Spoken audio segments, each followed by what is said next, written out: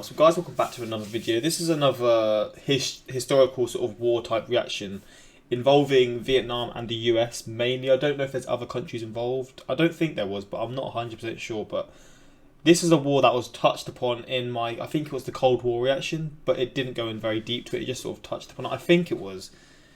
Maybe it wasn't. Maybe I'm just thinking that, but I have a feeling that was the case. And it's a war that I know about, like I've heard about it a lot, but I don't actually know about the actual in-depth details. I've not we didn't learn about this in school, so obviously that's not helped in me knowing about this, but also I just don't know much about it. Like, again, the only things I really know about it is what was touched upon in the Cold War reaction. I think it was that. If it wasn't, I apologise. But yeah, this isn't from Oversimplified either. We've got a few more videos that I'm still going to do of his, but I was really wanting to learn about this one. And I decided to do this video by John D. Ruddy, Vietnam War in 13 minutes, Manny Does History.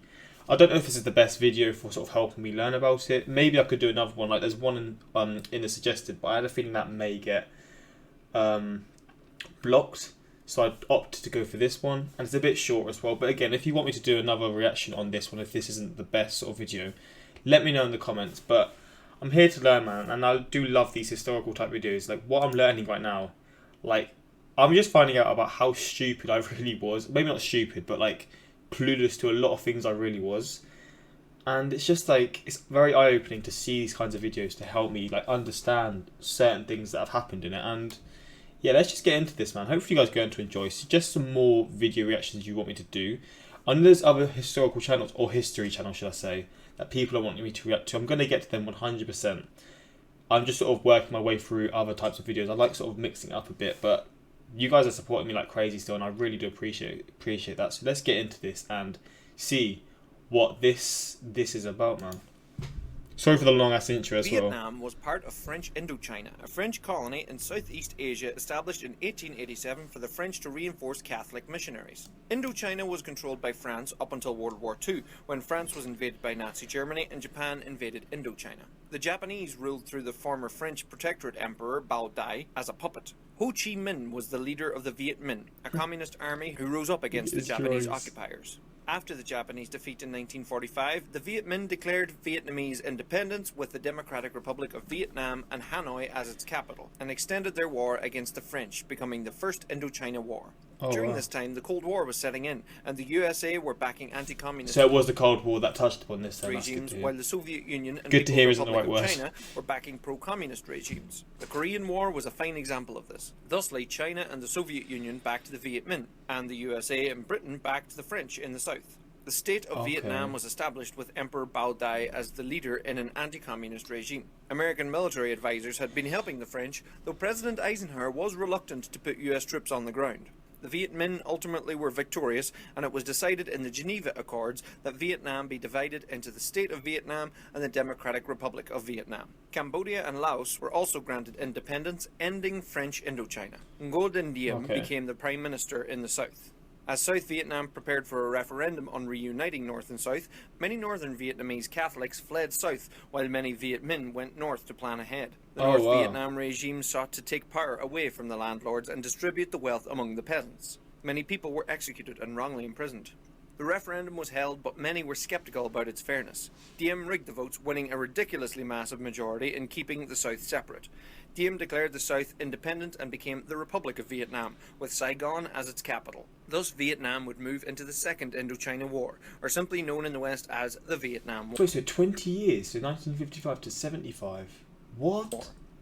The US looked on in fear, believing that communism would spread like dominoes, and if Vietnam fell, it would threaten India, Japan, and other nations in that region. Diem set about quelling any communist actions in the south, arresting and executing many people. He was a Roman Catholic, which was often at odds with the predominantly Buddhist population.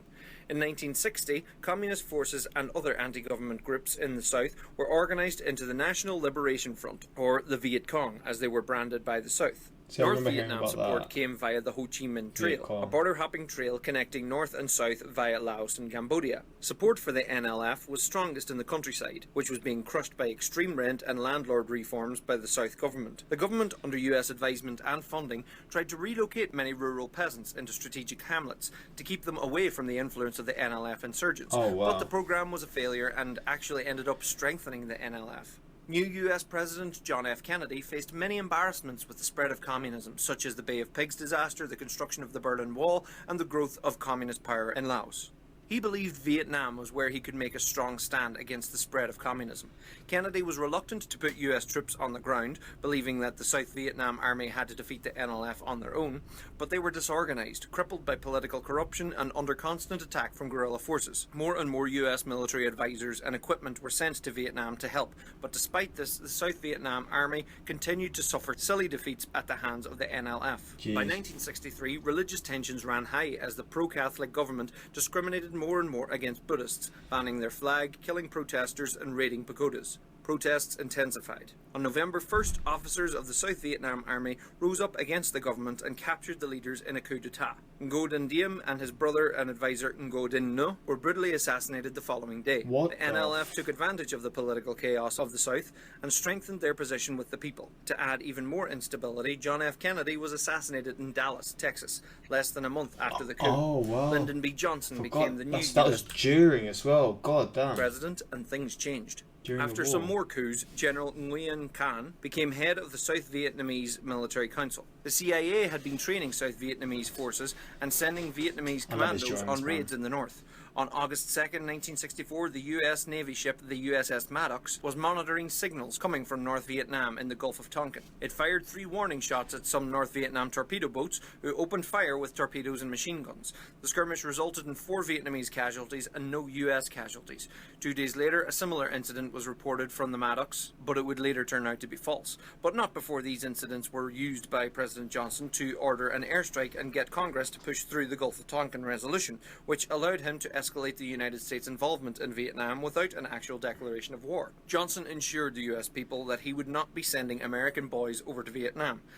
Before he was re-elected, conscription in the United States, known Full of lies, man, isn't it? That's just the story of the world. as the story draft, of the world. had been on the go constantly since 1940 to fill gaps in the army where volunteers weren't joining.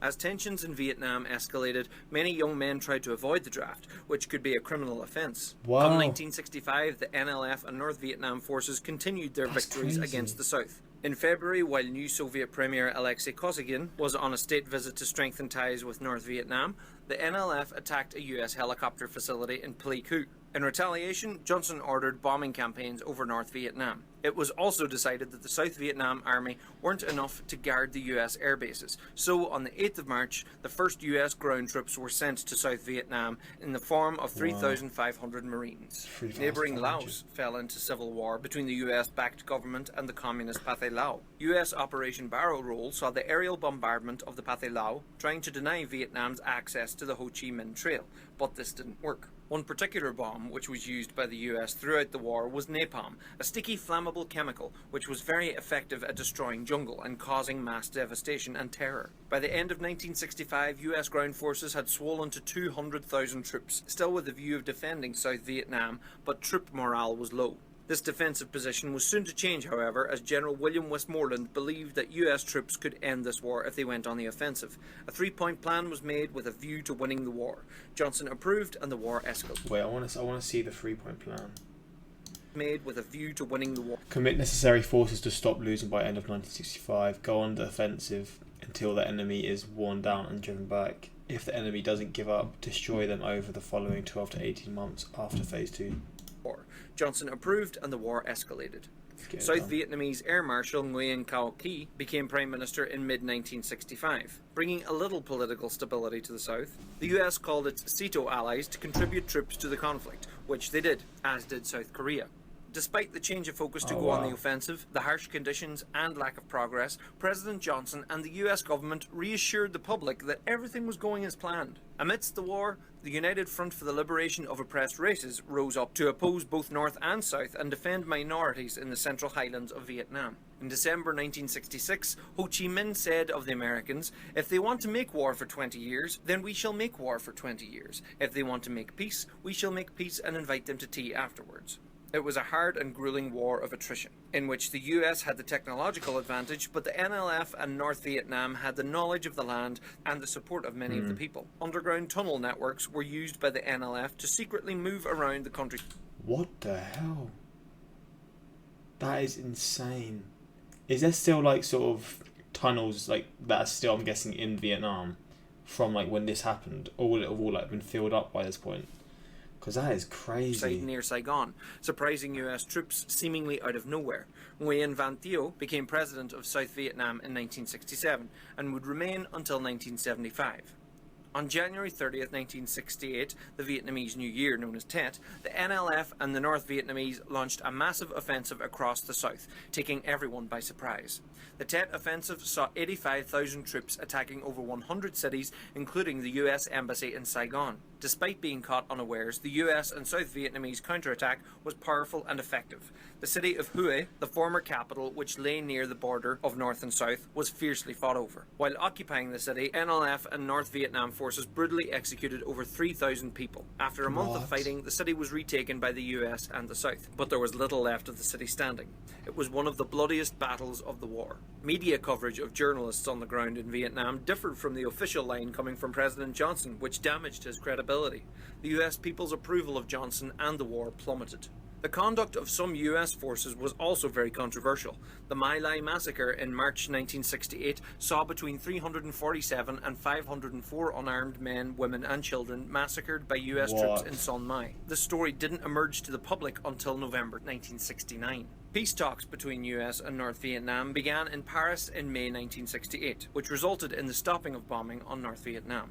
After a presidential campaign with many twists and turns, Richard Nixon was elected President of the United States. When Nixon came into office, the war was very unpopular and looking more and more unwinnable. Nixon began to withdraw troops from Vietnam in 1969 with a view of replacing them with South Vietnam forces. Ho Chi Minh died at the age of 79 in September 1969. Some ministers and military leaders formed a Politburo for collective leadership to see an end of the war. Unbeknownst to the public until the 2000s, Nixon actually sent a squadron of nuclear-armed B-52 bombers to the Soviet border in October in the hope that they'd believe he was mad enough to win the war in Vietnam at any cost. The US bombed NLF and North Vietnamese camps in neighbouring Cambodia. Wow. North Vietnam invaded Cambodia in support of the Cambodian communist movement Khmer Rouge, so US and South Vietnam in turn invaded Cambodia. This escalation angered many. Nationwide protests in America sprang up and 4 students were killed by National Guardsmen in Ohio. The South Vietnam Army invaded Laos and invaded Cambodia. This escalation angered many. Nationwide protests in America sprang up and 4 students were killed by National Guardsmen in Ohio. Oh, wow. That is crazy. The South Vietnam Army invaded Laos, looking to cut off the Ho Chi Minh Trail, but it was a complete disaster. More controversies about the war became publicly known, including the Pentagon Papers revealing top-secret documents which were leaked to the New York Times. Nixon tried to block their publishing, but the Supreme Court ruled in favour of the papers. Nixon did begin to open talks with the Soviet Union and China, possibly to isolate North Vietnam from its communist allies. The Easter Offensive saw a new invasion from the NLF and North Vietnam in 1972. This resulted in the US recommencing the bombing of North Vietnam, which stopped the North's offensive. Eventually, after Hanoi and Haiphong were heavily bombed at the end of 1972, North and South came to the negotiating table with the US. Around this time, Lyndon Johnson died of heart disease in Texas. In January 1973, Nixon suspended any attacks on North Vietnam, ended the draft, and the Paris Accords were signed, ending the United States' involvement in the Vietnam War. All US ground troops were withdrawn by March. US Secretary of State Henry Kissinger and North Vietnam Foreign Minister Le Duc Tho were awarded the Nobel Peace Prize, but Tho refused, as true peace didn't exist yet in Vietnam, and right he was. The South's economy felt the vacuum left by the US Army, and spiking oil prices due to the trouble in the Middle East hit the South hard. In January 1974, the North used the dry season to retake much lost land from the South, while the United States was embroiled in the Watergate scandal and Nixon's ultimate resignation. Seeing the limited response from the South, the North pressed their advantage in 1975. Poor and confused leadership from Southern president led to massive gains by the North, capturing Da Nang and many other cities. A stream of retreating southern forces and refugees headed for the coast. With the momentum built, the North moved to capture Saigon before the monsoon season. A desperate evacuation began of many US Marines and foreign diplomats by helicopter as Vietnam civilians trying desperately to escape were abandoned. On the 30th of April 1975, North Vietnam forces entered Saigon, raising the NLF flag, and the Vietnam War came to an end. In 1976, North and South would be unified into the Socialist Republic of Vietnam, and Saigon was renamed Ho Chi Minh City. All of former Indochina was now communist. The massive upheaval in Cambodia led to the terrible reign of the Khmer Rouge, led by Pol Pot, who would commit genocide of millions of Cambodians. Vietnam would go to war with Khmer Rouge, leading to more war with China and Thailand. Vietnam's economy struggled throughout the 70s and 80s, with many southern rice farmers refusing to cooperate with the state-run system, leading to aspects of capitalism creeping in. The wars and poor living led to many refugees. The US had dropped 7 million tons of bombs across Indochina throughout the war. Much of the unexploded bombs rendered much... Wait, is that in comparison to... The wars World and poor War? living led to many refugees. The US... 2.1 billion tonnes of bombs dropped on Europe and Asia during World War II. 7.5 million tonnes of bombs dropped on Indochina during the Vietnam War. That is astonishing. 1 million on North Vietnam, 4 million on South Vietnam, 500,000 on Cambodia, 2 million on Laos. That makes you realise how genuinely brutal this one was then. One thing I did know about this before I actually reacted to it, it wasn't actually much to do with the war, I guess, but like you sort of touched upon about how like they sort of had these underground tunnels. From what I know, there was some of the crazy sort of booby traps set by the Viet Cong. And it's just like, yeah, from what I've heard about that, it was some of the sort of the scariest, craziest things that they sort of set up to sort of ambush the Americans or to trap them or like whatever it was. I can't imagine how scary this war was to sort of like battle in, especially like a lot of it was in jungles and there's some sort of like crazy terrains. This must have been one of the scariest wars to fight. I mean, all wars are obviously scary to fight in, but this one just sort of seems very, very brutal in terms of like how sort of unaware of certain things you'd have been and just sort of like how you'd be caught up in certain situations that you wouldn't know how to get out of. And it's just like, man.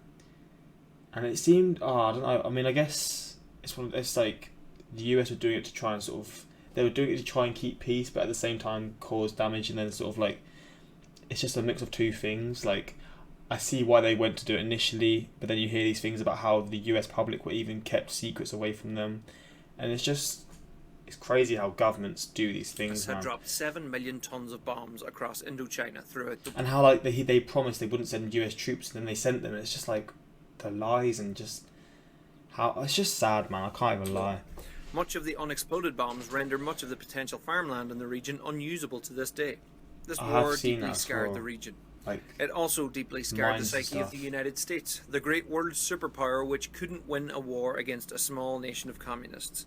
It led to a wariness towards US foreign intervention in the future, and whether it was worth the American lives, or the lives of those in whichever country for that matter. 58,220 American soldiers. Oh my days. So 9 Philippines, 25 Taiwan, 37 New Zealand, 351 Thailand, 521 Australians, South Korea 5,000, 14 North Korea, 1.1 thousand from China, 58,000 from the US, 850,000 from North Vietnam at Viet Cong, South Vietnam 250, and that's just military. Oh my god. Yo, that is wild. But 58,000 from the US. But so wait, so 900,000, over 900,000 from North Vietnam, and over 560, over 1 million South Vietnam. Oh my days, I didn't realise how it was that there would be that many. That is astonishing. Were killed during the war. Between 1 and 3 million Vietnamese were killed. The Cold War would chill on for another decade, and communism did not spread to India or Japan. The government of Vietnam today still claims to be socialist, but contains much of the capitalist corruption of neoliberalism. It has solid relations with the rest of the world, yet remains scarred by what they refer to as the American War. Thank you for watching, folks. This video indeed has been a long time coming, and I thank you all for your patience. Very good video. You can support the creation of these new history videos through... Shout out to this guy, man. And honestly, first reaction I've ever done to him, but I really I actually feel like I learned a lot from this. Like, a lot. But it's just crazy to me how recent this is. Like, this is definitely, like, considered recent history. Like, 60 or so years ago, 50 years ago. 50 years ago, actually, and obviously it was a bit longer because it started a bit earlier. But, like, the thought of it being that long ago, and the fact this happened during the Cold War is wild. Absolutely wild. Everybody ganks until trees start talking. Soldier hugs tree, tree hugs back, soldier wait. Well, thanks for this. I learned a lot. I honestly did, man. I really appreciate videos like this because they genuinely help me learn so damn much. Like Vietnam from Russia. What's the relations between the US and Vietnam now? Oh, that's going to be a rattle. Sorry for that. Oh, again. What is the relations? Are they like on good terms, or is it still like very sort of like, what's the word? Like still not fragile? Like are they both on sort of alert of each other, or has it sort of calmed down between the two? Well, slow down. Not everyone can think that fast. Vietnam, eat pho. 3 sticks. Where's the water? This is a crazy one, man. I didn't realise how many lives would have been lost as well. I had no sort of clue that it would be that many. And the sort of the bombs dropped like in tons in comparison from World War Two to this war was mind blowing. It was nearly 4 times as much, as like 3.5 times as much, which is crazy. Absolutely crazy, man. But yeah, this is a crazy video, and hopefully you guys went on to enjoy this. Again, like I said at the start, if there's any other videos on this you'd like me to do, maybe to look at real sort of like footage of it. I don't know if I want to do footage actually, because I feel like it would be very, very graphic. But maybe like I said, the one in the suggested the Vietnam War explained in 25 minutes. Maybe that could be a video. Who knows? But you guys suggest in the comments what I should do, and I'll do it in future. But hopefully you guys went on to enjoy this. And until next time, like, subscribe, peace.